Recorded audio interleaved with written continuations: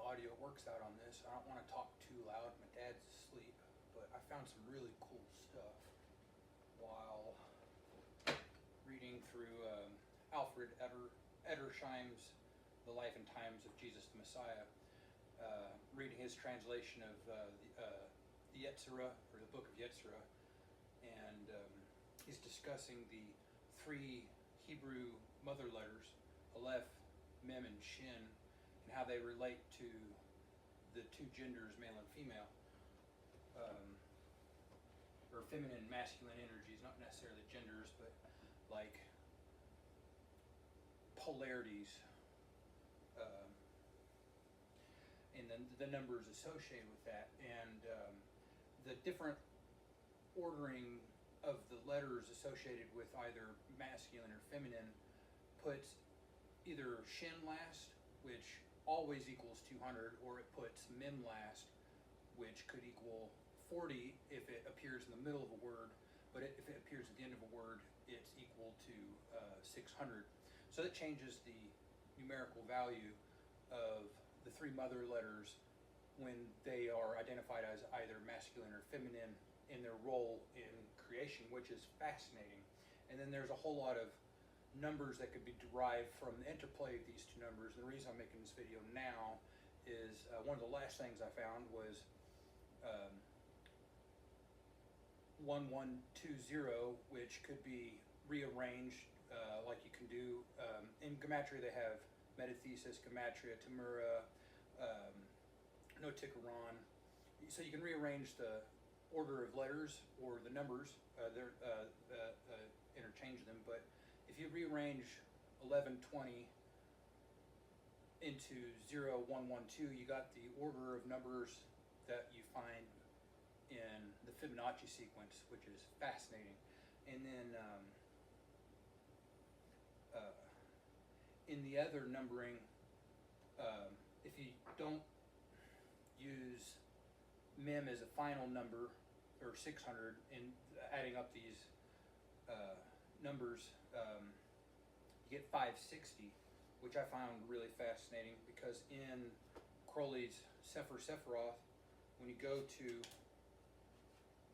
560, he lists a word, but he doesn't offer a translation.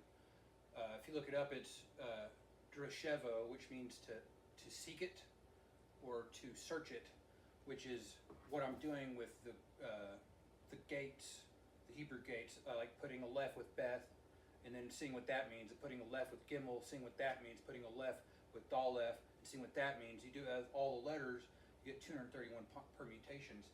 If you look at all the possible combinations of the numbers or letters that make up a word, you get tons of information about that word. It's like the word defines itself when you do this Kabbalah word magic on it.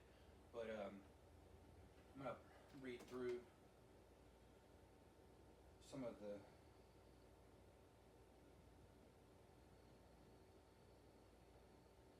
numbers I've found concerning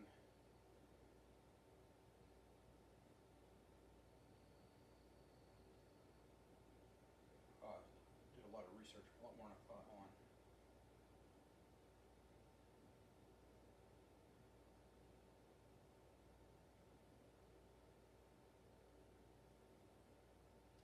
All right, so if Aleph Shin Mem adds up to 901, Aleph Mem Shin adds up to 341. I'm going to restate that. Aleph Shin Mem, where Mem's the final, it's 901. Aleph Mem Shin, where Shin's the final, it's 341. The letter Aleph, he made king in the spirit and bound upon him the crown. This refers to farther mystical signs indicated in the Kabbalistic figure drawn on page 438 of the history of the Jewish nation, and melted them into one with the other, and sealed with them in the world the air, in the soul, life, and in the Nepesh, living thing, body, the male with Aleph Mem Shin, the female with Aleph Shin Mem.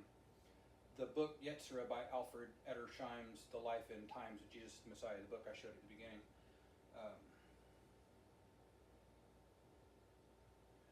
And then I was discussing with AI, I was like, what do you make of the different values derived from the three mother letters and their association with male, female? 901 being female, and 341 being male. A fascinating passage from the book of Yetzirah, as quoted in Alfred Edersheim's The Life and Times of Jesus the Messiah. The text explores the mystical significance of the three mother letters in the Hebrew alphabet, Aleph, Mem, and Shin. Three mother letters. In the Kabbalistic tradition, these three letters are considered the foundation of the Hebrew alphabet and are associated with the three primary energies or principles. Aleph, representing the divine, spiritual, or air element. Mem, symbolizing water, emotions, or the subconscious. Shin, associated with fire, energy, or the divine spark. Gematria and the values of these letters. The passage assigns different values to the combinations of these letters. Aleph, Shin, Mem, with a value of 901, associated with the female principle. Aleph, Mem, Shin, with a value of 341, associated with the male principle. Interpretation of the values and associations. It doesn't offer up much, but in my workings with the numbers, I've come up with quite a bit, and I've recorded all here. So I'm going to skip what it says, because it doesn't really do anything for me other than allow me to file away and have a searchable database of all my notes that I'm compiling on this. But 901 could be simplified into 10, which represents the tree of life, the 10 Sephirah, and completion or perfection. The 341 can be arranged into the numbers 3.14, so you got pi, or the number for pi, which some believe is the irrational number that symbolizes the false Sephirah, Da'ath, like maybe I think in Alan Moore's Promethea. It's either the Fibonacci golden ratio number phi or pi that he uses to denote the number for that Sephirah. Like every other Sephirah has just a normal whole number, and Da'ath, which is not an actual Sephirah, there's 10, not 9, 10, not 11. So Da'ath can't be included. That would increase the number to 11, but it's so situated between Hokmah and Binah. So I'll put that there, and then I'm going to skip this, go down to my next one. And I find it interesting that both numbers, the masculine ordering of the mother letters ends with 1, and then the feminine ordering of the mother letters also ends with 1. So that's fascinating. But the beginning numbers is also fascinating. One of them starts with 9, the other one starts with 3. You combine those numbers together, you get 93, which in Gematria, Thelema and Will both equate to 93. Thelema, meaning will, equates to 93, and agape, a form of love, adds up to 93. So if when you join both the masculine and feminine energies that are denoted by these three mother letters and their specific ordering, you get the number for both will and love, which is just fascinating. The center letter or number in the feminine number is 0, which could be used to symbolize the womb. So the symbolism holds through from beginning to end perfectly. And the center number for the masculine number is 4, which if you look in table of correspondences of Crowley's, 4 could equate to wand, scepter, and other magical implements that could also be associated or correspond with the phallus. So the symbolism there also holds up. That's fascinating.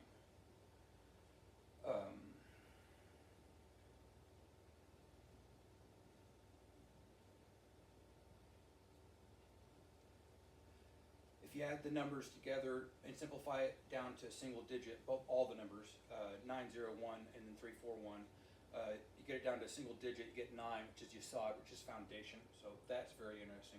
So via these numbers derived from the three mother letters as they correspond to either male or female energies or potentialities or whatever, it gives us foundation, love, will. It circumscribes us via 314, or like makes a circle, perfect circle, and completes us and perfects us 10.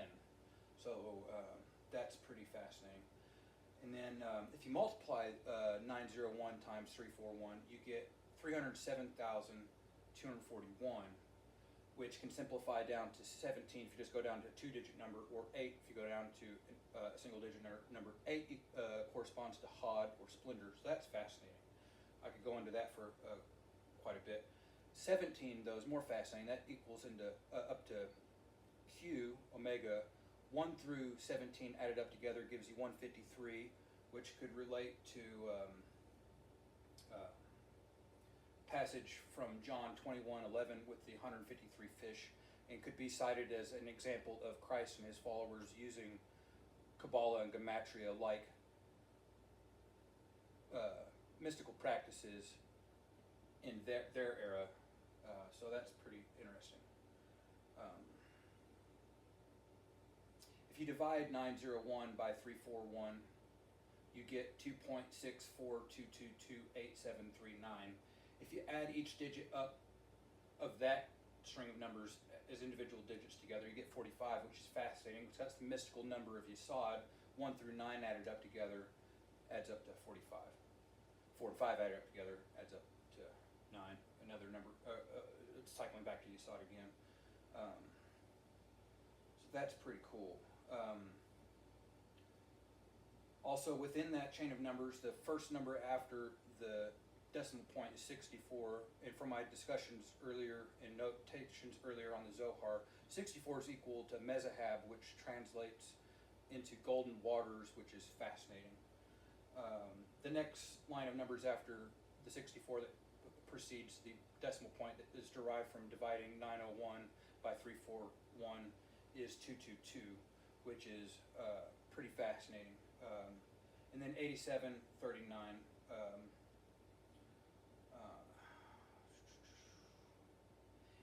If instead of adding 2 plus 6 plus 4 plus 2 plus 2 plus 2 plus 8 plus 7 plus 3 plus 9 to get 45, and you multiply that chain of numbers, 2 times 6 times 4 times 2 times 2 times 2 times 8 times 7 times 3 times 9, you'd get 580,608, which offers up another treasure trove of meaning. 580 could become 13, or death, or the path that connects Tiphereth to Kether, which is fascinating. 608 could become 14, and then 5 to symbolize Geburah, or the gate Aleph, Hey, 1 and 4 adding together to give you the number for brother, which is pretty fascinating.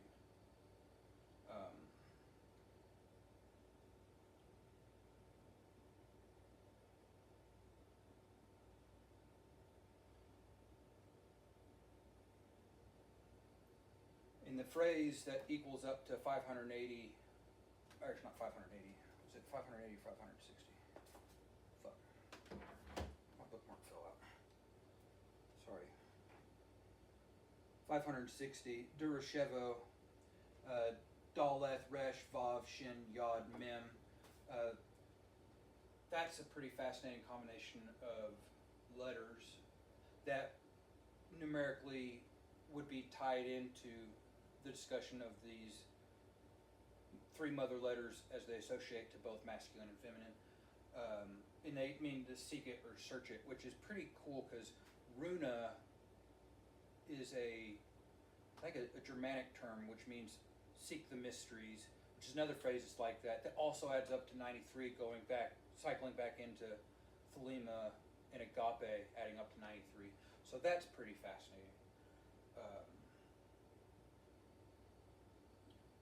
If you use the value of Mem as 40 instead of Mem as final with 600, you get 560. Daleth 4, Resh 200, Vav 6, Shin 300, Yod 10, Mem 40 adds up to 560. Alternatively, it could be Daleth 4, Resh 200, Vav 6, Shin 300, Yod 10, Mem 600, adding up to 1,120, which is what I was talking about at the beginning.